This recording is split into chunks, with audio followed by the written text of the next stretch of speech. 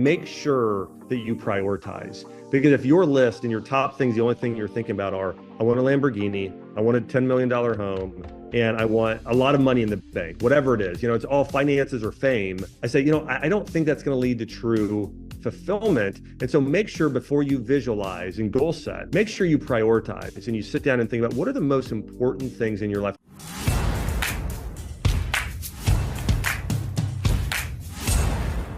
Welcome to another episode of Negotiate Your Best Life. I'm so excited for this episode. So excited. You guys are going to be so inspired by this story, and it's really going to change your life to listen to this guy's story and what he went through and how he is going to teach you and inspire you to change your way of thinking and learn how to really manifest. So thank you, Dr. Josh Axe, for joining me and joining us today.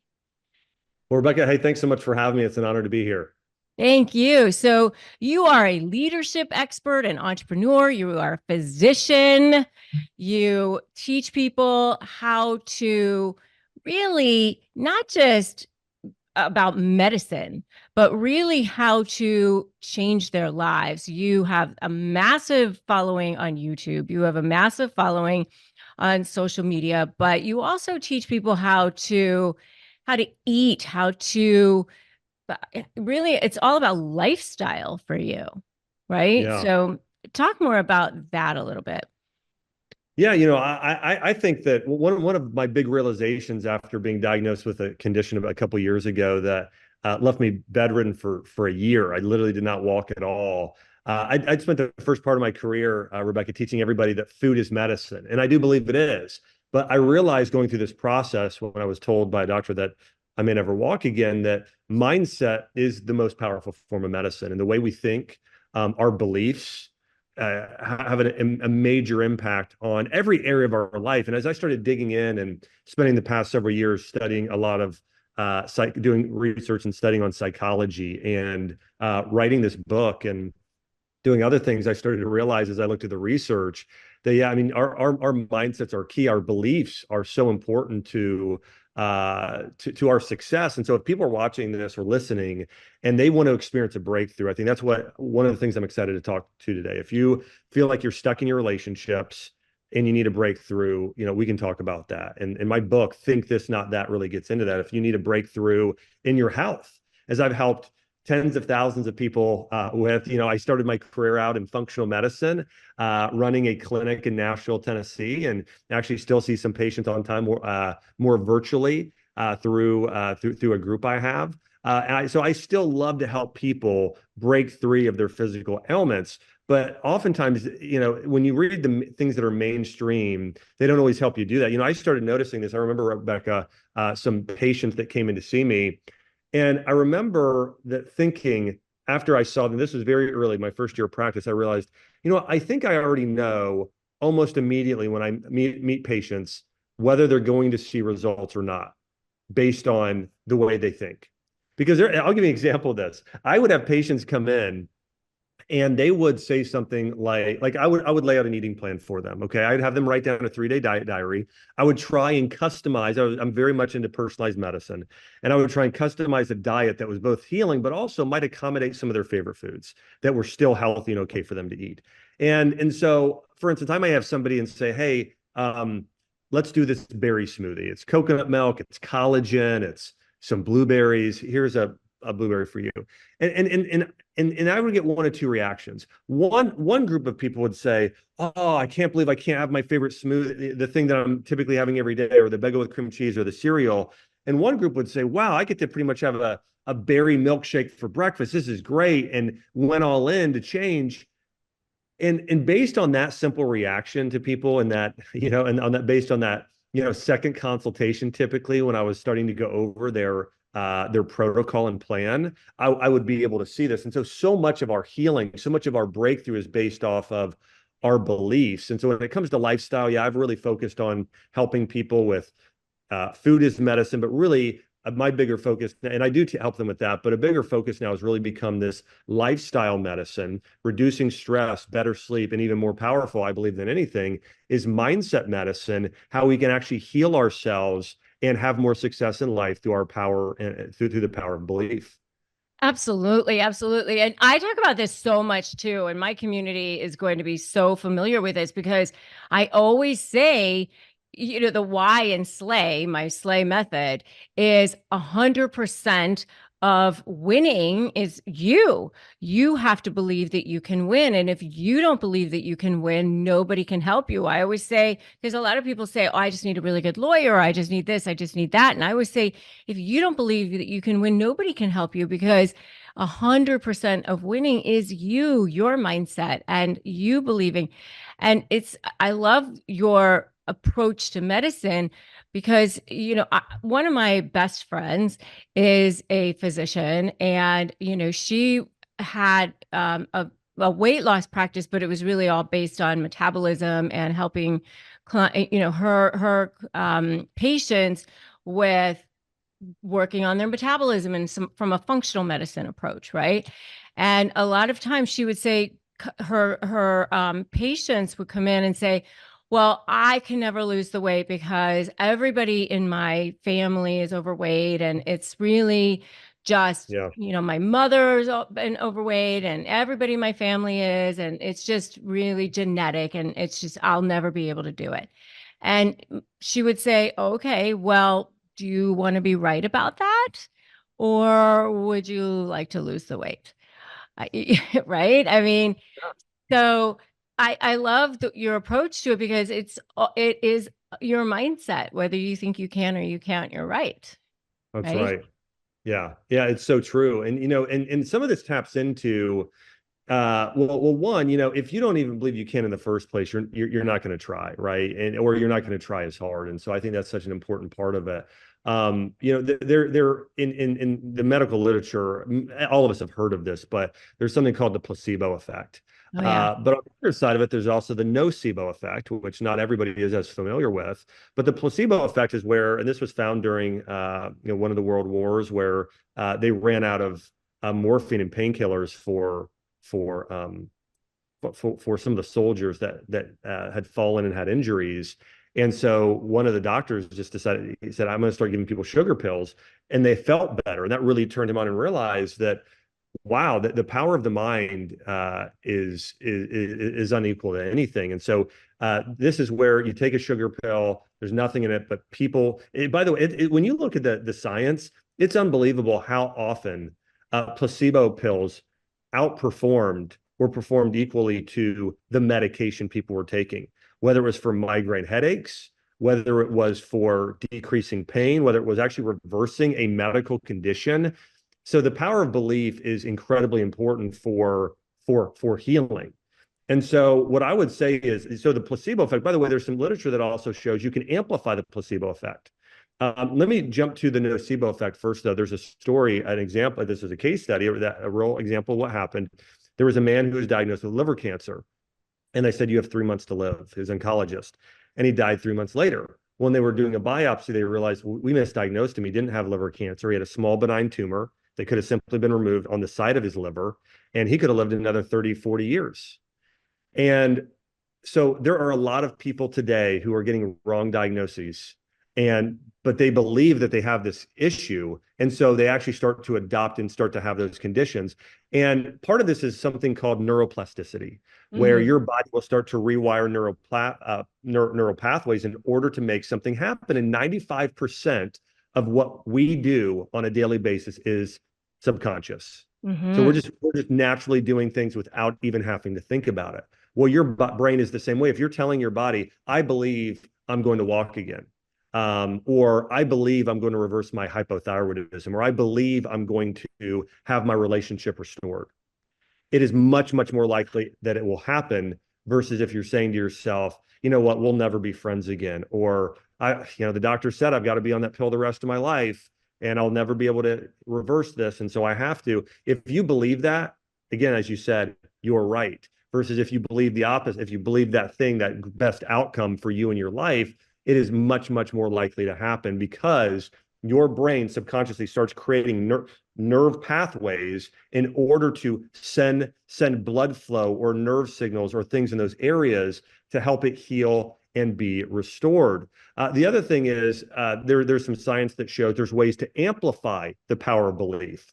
And what they found in one study was, one, if you were able to visualize your end result, this gave you Mhm. a better chance of achieving it. And so if you saw yourself, and I did this with my mom who beat cancer naturally. My mom was diagnosed with cancer, given a 40% chance to live.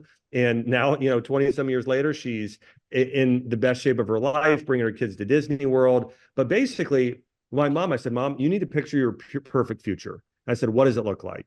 And my mom was a preschool teacher, so you can imagine. I mean, she loves kids, so she wanted to be a grandma, and she said, I see myself at Disney World, bringing my kids to Disney World, going boating with your dad, and we're a big water family, and going water skiing in my 70s. So I had her visualize, and she saw it really, really clearly. Um, so that's the first thing they found in the study that increases your chance of these neural pathways and neuroplasticity is visualization. The second thing they found was if you can really tie powerful emotions to that vision and that reality you want. And so, for instance, when I was diagnosed with my spinal infection and I wanted to walk again, I saw myself taking my 2-year-old daughter and, like I was before, throwing her up in the air in the pool. And so I visualized that, and then I really felt this emotion of joy, of just laughter and happiness and this sort of enthusiasm. And then I saw myself being passionate for taking what I had learned through the process and helping others. But I really let it well up in me, the sense of just joy and seeing the end result. And then the last thing is, the third thing they found was, if you have a plan, if you can play out in your mind how it's going to happen. So there's vision, there's tapping into the positive emotions, and then it's if you can logically think about and have a plan for, this is how this is going to occur. So for instance, when I had my spinal in my osteomyelitis, when I had the infection in my bone, I started planning, well, how would I get rid of this? Now, there were things I took for actually a much shortened period of time, an antibiotic for a short period of time.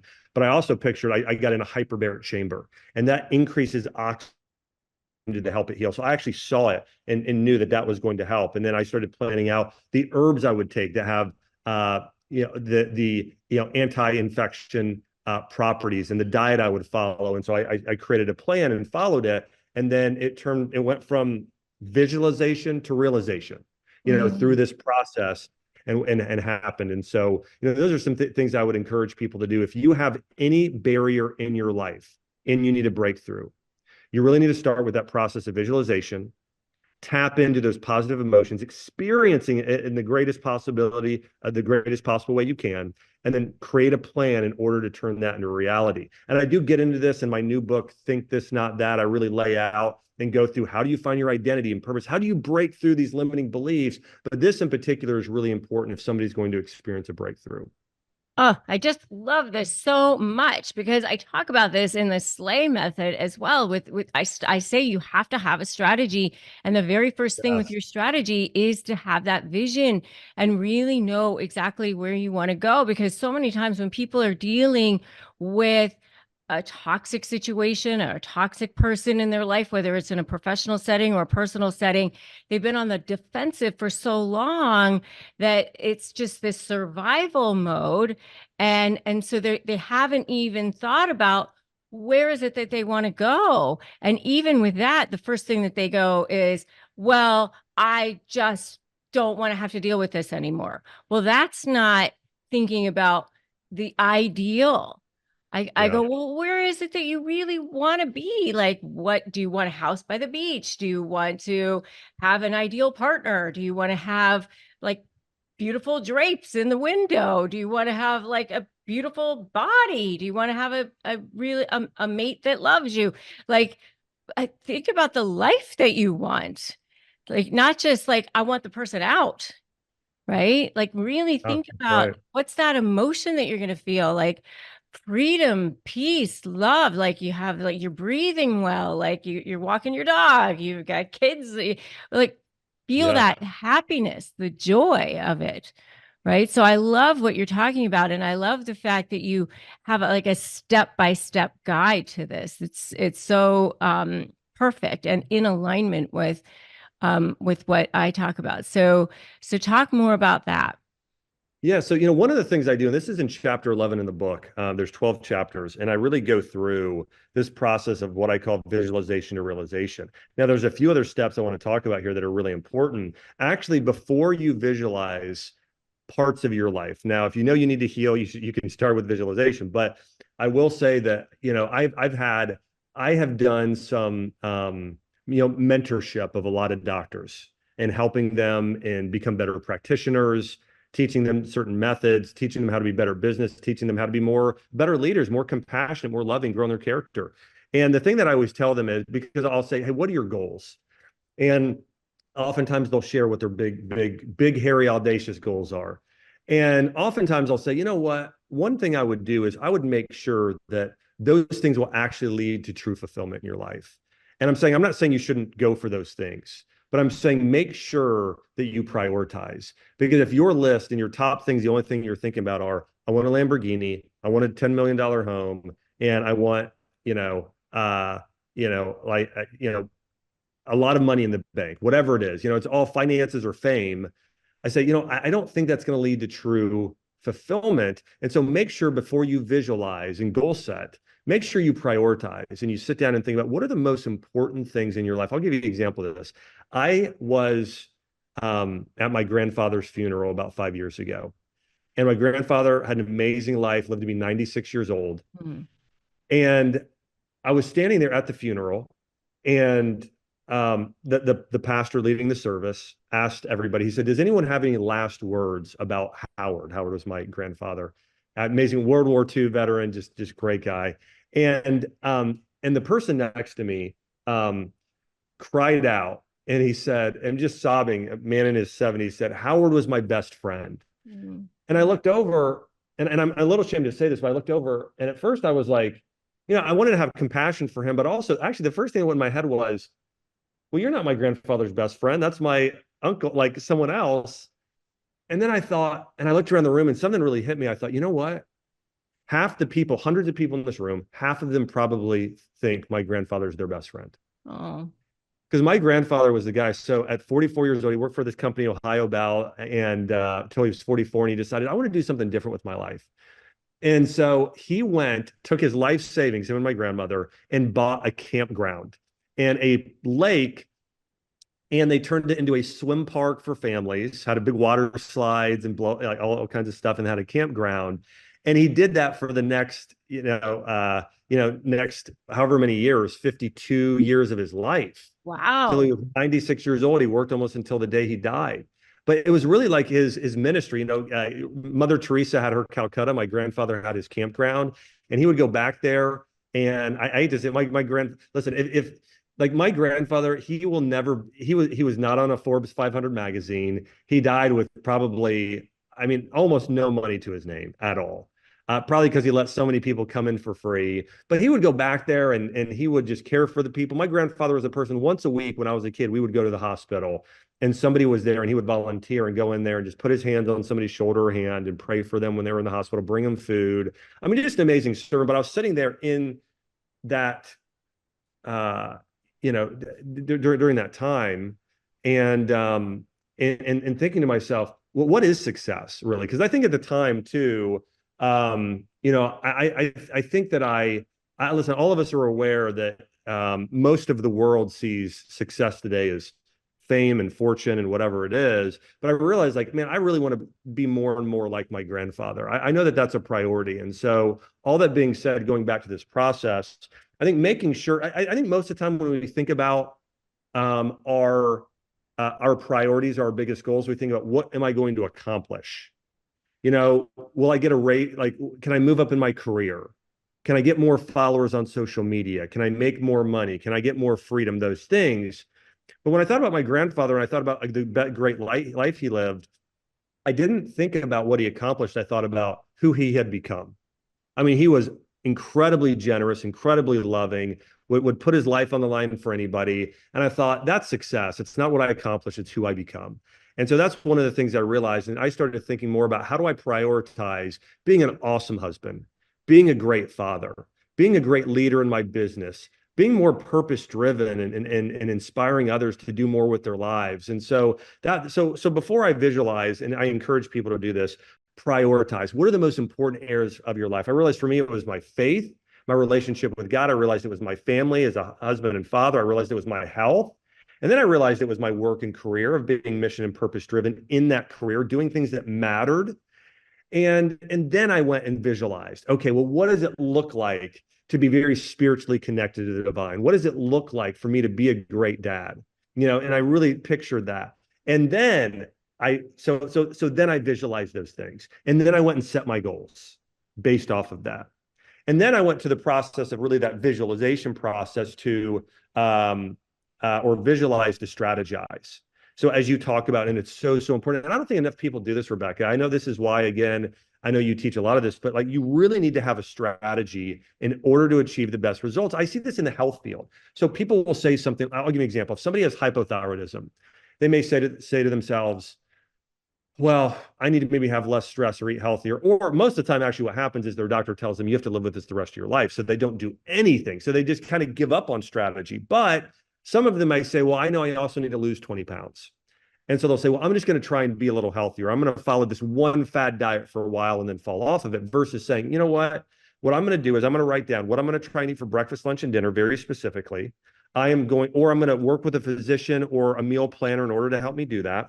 I'm going to write down what are the 5 best supplements I can take. I'm going to start an exercise program that I think I can actually follow, which is exercising 2 days a week, going to the gym, and then I'm just going to walk every other day. So whatever it is, and then building up, emotional health. And so what I found is that when you really have a very specific strategy, a protocol, a plan, your chance of turning that visualization or realization goes up dramatically. And then one of the best ways to achieve this is go from that visualize, strategize to then systematize. And the systems are your daily habits. What are those habits you can every day to lose the 20 pounds? What are those habits every day you can do to grow spiritually and be connected to the divine or to grow your character? And so for myself, just to give an example, one of my systems is I do a spiritual triathlon every morning. I spend 10 minutes. I just go out for a quick walk of just gratitude and praise, say everything I'm grateful for. I then come inside and I crack open my Bible or a spiritual growth book or something like that, and I'll just read. And then I'll spend some time in sort of meditation and prayer. But that 30 minutes in the morning of doing that spiritual triathlon, that habit has changed my life. I've been doing that since college, so over 20 years now. I've been doing that practice. And so it's been so powerful. So, but whatever it is for you, but you want to create those daily systems, those things that are in your schedule that happen on a regular basis. And if you can do that, you're going to realize the best results possible. And so that's one of the things. And if people want to learn how to do that, I have a great graphic in the book. You can check out, again, my new book, Think This, Not That. And by the way, if people go to joshax.com, I also have a mindset masterclass, have a free workbook. So you can actually do the workbook on how to do all this yourself as well. But I think that process is really powerful. Oh, I love that. And definitely go to his website and check that out because what a great idea. Great idea. So, prioritize, visualize, systematize. And you did all of this and you wrote this book while you were flat on your back Yeah. and had this you had every excuse to go, "Ah, I don't want to have to do anything right now. I am just feeling awful." Yeah. And but you chose to pivot and That's say, right. I'm going to take this and make this an opportunity for myself. And one of the things that you talk about is finding your purpose Yeah. and using the pain that you have and turning it into your purpose in life. And really, when you and I talk about this too, and I really love how you articulate this because the way you articulate this, and I've listened to a lot of your podcasts and things, so I want to get this opportunity for you to talk about this too, is because you talk about this so eloquently, is how you can turn your pain or your traumas into transformation, your pain, and turn it into purpose. And really, once you do that, it really taps into, I think, what is what we are all here for, and how I think it elevates you into what I believe is our soul's alignment with the Yeah. divine. And I think transforms us more than anything. So if you could talk about that a little bit. Yeah, I would love to.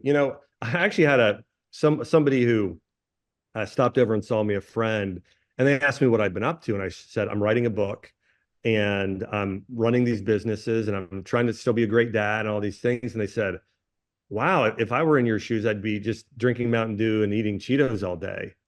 And I said, well, you know what? I said, the reason why I feel like I'm still able to do this, even though this is a really difficult time emotionally and mentally, is because I have so much purpose. And there's a study done, Rebecca, survey, and they interviewed people on purpose, and they found in the study that only 25% of people clearly know what their purpose is, and less people than that are actually feel like they're walking out their full purpose.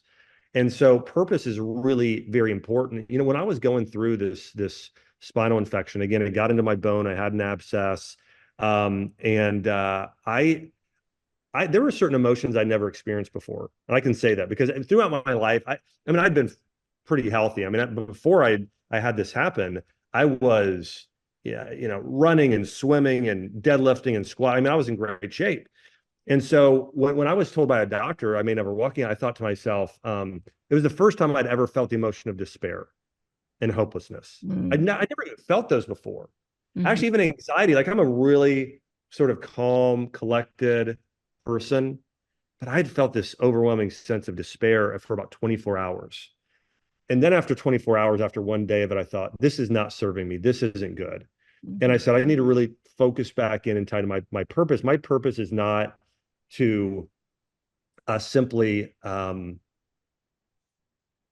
suffer through this. My purpose is to help others in this process and use this for good. Yeah, And so I call that victim mode, that's right. being in victim mode. Because I was there Yeah. too for a little while when I was dealing with a narcissistic business partner.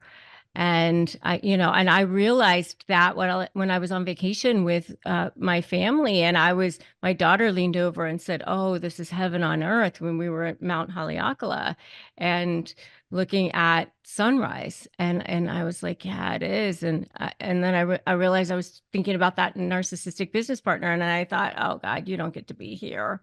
No, Yeah, that's right. I'm allowing myself to be a victim, and that was when I pivoted.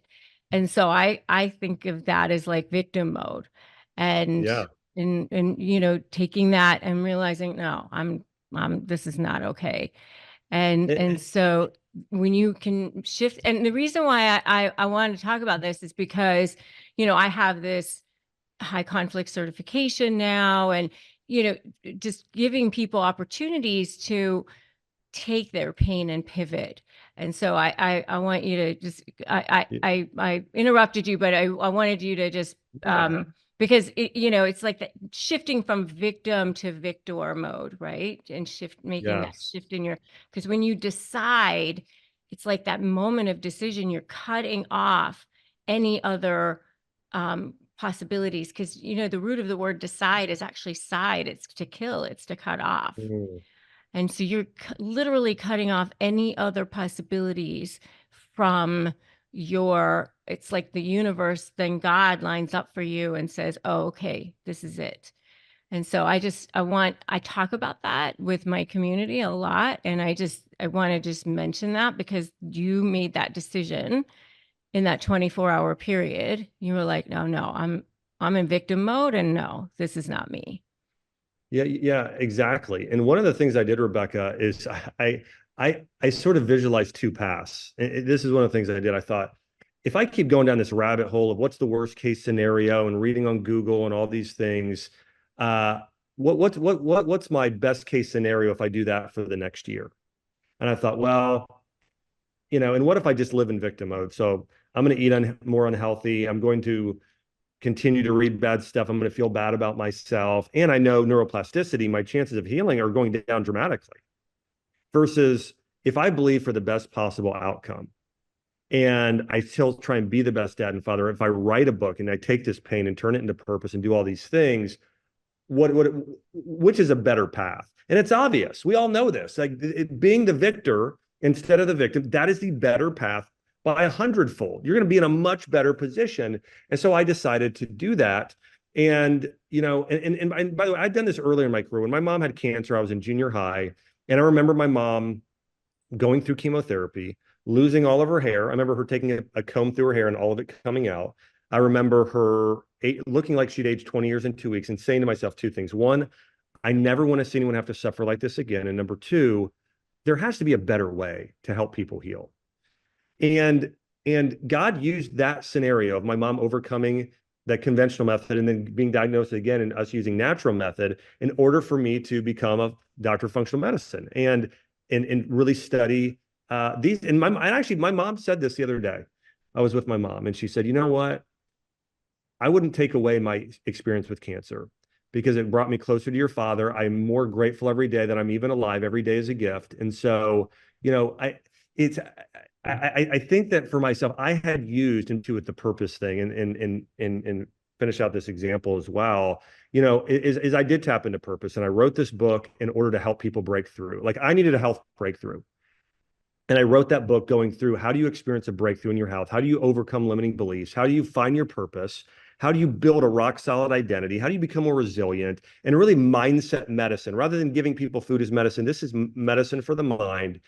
And so I did the book. One of the things I talk about in the book is you need to attach the highest level of meaning to your identity as possible. By the way, you get your purpose, you find your purpose by first identifying, by finding your identity. And today, when you look in the world around us, people have a lot of identity confusion.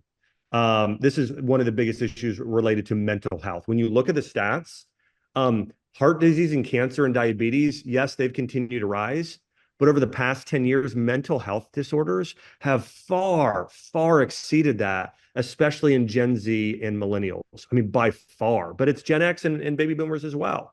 And so all that being said, here, I want to give you examples as a father, like in terms of what I mean by increasing your level of purpose. And it's this thought at first. One is, some people believe that everything you do, it doesn't really matter. Okay. Like we're here temporarily. There's no eternity. And so it doesn't matter what happens in your life. A lot of people believe that. It might sound it's a lot of people that are nihilistic or some atheists, like that's what they would believe.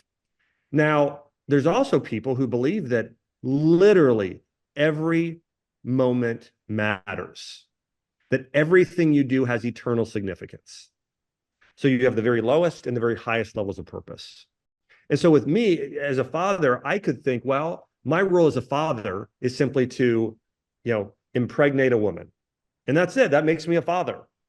That's a very low, and I don't need to be there for them. I can run off and do what I want the rest of my life.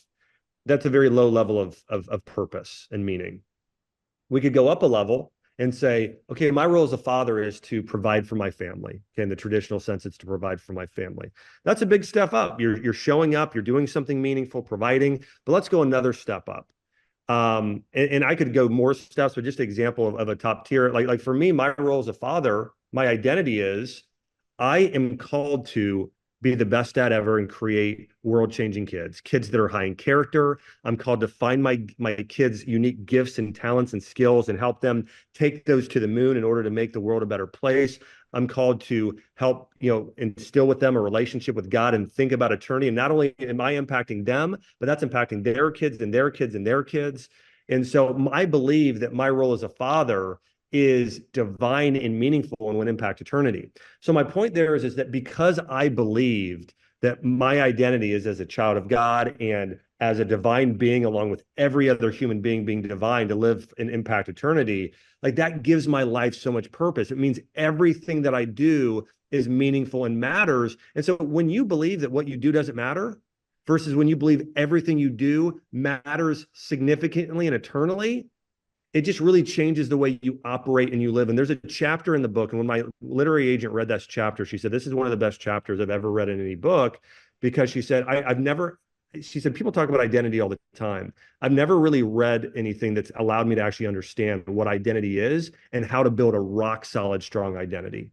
Mm. And she said, you were able to do that. And one of the ways, I'm just going to hit on part of it, but I'd encourage everybody to check out the book and go through it in this chapter 7 on identity. But this book really goes through what your identity is. It's your roles, your responsibilities, and the meaning you attach to those things. And there's a quote by C.S. Lewis, and he says this: the people that do the most in this life are the people that think most about the next life. You know, Mm. think about Mother Teresa. She did so much in this life. She thought was thinking about the next life. When you read Martin Luther King Jr.'s speeches, he's constantly saying, I see the promised land. He has this eternal vision and this vision for even hundreds of years from now of what the world will be like when racism is gone. And so all that being said, I think it's so important that we tap into our purpose, our identity, which then will fuel our purpose. But you've got to know that your life is meaningful. You've got to know that it matters. And you do that by recognizing when you grow in character, it matters the most. And when you take your unique gift and skill, what is that thing that God's equipped you with that you can be the best in the world at? Is it writing? Is it being a teacher? Is it being a mother or a father? What are those things? And focus on continually growing your skill in that and impacting and contributing to the world in that way. But I really outline and kind of walk through exactly how to do that in the book. But I do think it's so important for people. Think about this: 25% of people know what their purpose is. Only 25, and Yeah. less than them are walking it out. So that's going to lead to a lot of people having mental health issues and being depressed and just not feeling like they're living their best life. I'm surprised it's even that high. I know it's one of the most searched phrases on the internet Yeah, still. So, yeah. okay. So let's just make sure we go back through what the steps are again. Prioritize, then visualize. Go ahead. Say Yeah, them. it's prioritize, visualize, strategize, systematize, and then you'll realize the results. And once you start realizing those results, then you can shift and pivot and kind of go back around to the start of reprioritize. Uh, But those are some of those steps. I love it. And okay. And where can they find the book? Where can they follow you? And you mentioned a course and all of that. Just go back through and make sure everybody hears it all again. Yeah, and Rebecca, can I share one last story? One last Absolutely. example? Yes. Okay. Now, this is something I think that a lot of people will resonate with, because I think all of us have had people say to things to us, and whether it was a relationship with a parent or a teacher or a coach or a pastor, whatever it is. But one of the things we really talk about in the book is overcoming your limiting beliefs. And when I was in high school, freshman in high school, I was taking English, English 101 in high school. And I had a teacher ask me to stay afterwards. Her name was Mrs. Noble. And I stayed after class, and she said, Josh, what do you want to do when what do you want to do after high school? I said, well, actually, I want to go to college, and then I want to become a doctor. And she actually laughed at me out loud, and she said, listen, with your grades, you have no chance. She said, my daughter has a 3.8 GPA, and she could barely get into med school at Ohio State. And she says, I think with your grades, you're going to have a hard time getting into college. And she said, listen, you got an F on this paper. You're getting a D minus in the class. You need to do better. And I walked out of there and I thought, oh, wow. My dreams of being a doctor were shattered. I thought, and by the way, the year before was when my mom was diagnosed with cancer. So Hmm. I really had it on my heart. Like, I really wanted to be able to be a doctor and help people. And then, I got my first report card. It was so bad. And so my mom brought me to the doctor. And then I was in there and I got diagnosed with ADHD. Mm. And the doctor was talking about me like I wasn't there, saying I was really going to struggle in school. And I thought about this, and he said, here's a medication. And I thought, wow, not only am I not smart, but I'm like medically not smart. I got Mm. to take a medication. There's something wrong with me. And so throughout high school, I just stopped trying. Like I did graduate high school with a C minus GPA, like low 2 point something. And I basically just got good grades so my to keep my dad from getting irate.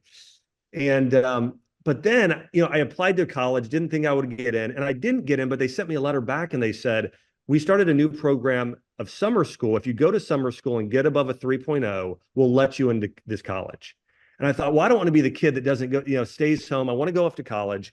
And so I went and took summer classes. And wouldn't you know it, the two classes I had to take first in summer school were History 101 and English 101. And so I took English 101, and one of the first things was write a paper. And I wrote a paper, and I thought, I'm really going to try. Because again, I don't want to not be able to go to college. And so I went and I really tried, and I handed in my paper. And a few days later, the teacher, her name was Miss Williams, she said, Josh, could you stay after? And I thought, oh no, like this isn't good. And she said, hey, she said, what's your major? And I said, well, I haven't picked a major yet. She said, well, I want to let you know, you got the highest grade in the class and you're a great writer. She said, have you ever thought about being an English major or get into journalism? And I thought, and I just said to her, I said, no. I said, and she said, okay, well, you should think about it. I said, okay, thank you. And I literally had I'll call it like a mindset or a memory transplant. Like I literally had a transplant because I had this memory living in my head in this narrative that was literally on repeat saying, you're not smart, you're not smart, you're not smart. And then finally I had a teacher tell me, you're a great writer. You're capable. You've got potential. And I took this one memory and mindset and I literally removed it like a diseased organ and put in this new memory like a new organ.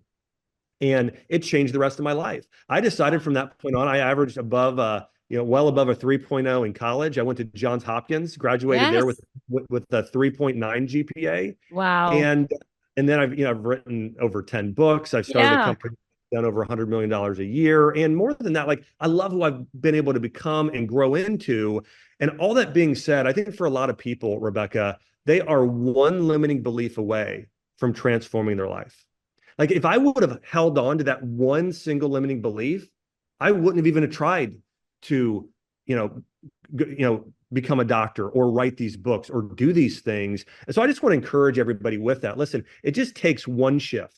If you can have one mental shift, one change in your belief, you can restore that relationship. You can break through in your health. You can build that business you've always wanted to. You could write that book, but you can experience a breakthrough in your life. And so that's really a huge part of what my book's about. And we get into that very early in chapter 1 of here's exactly how to identify your biggest limiting beliefs. Here's the strategy based on psychology to break through it in a very easy, practical way.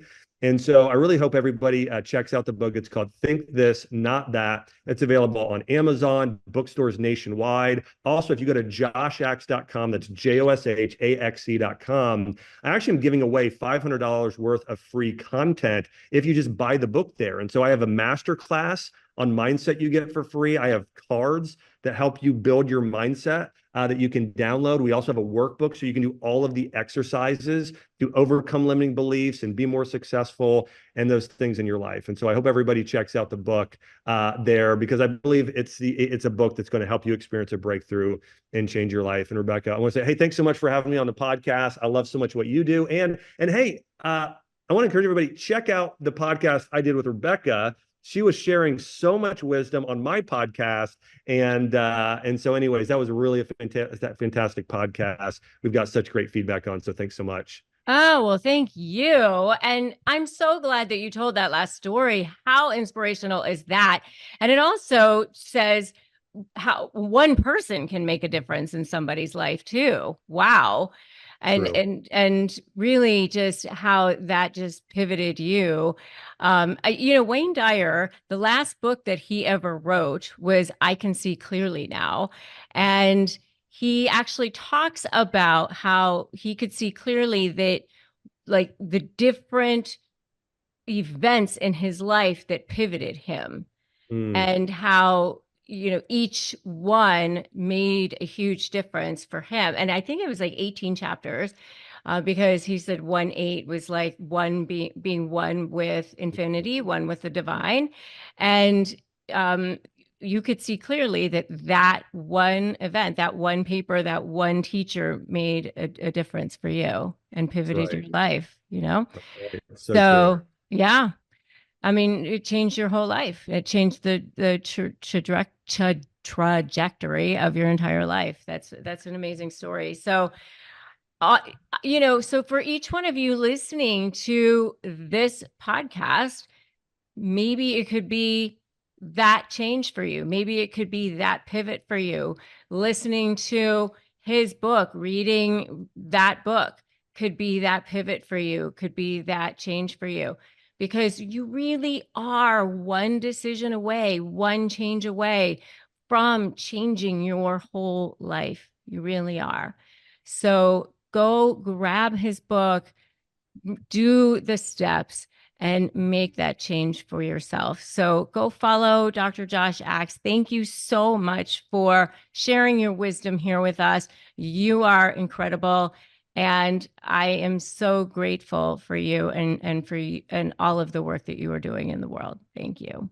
Well, thanks so much, Rebecca. It was an honor. And again, so excited to be able to just have this conversation and share with your audience. So thanks again. Thank you.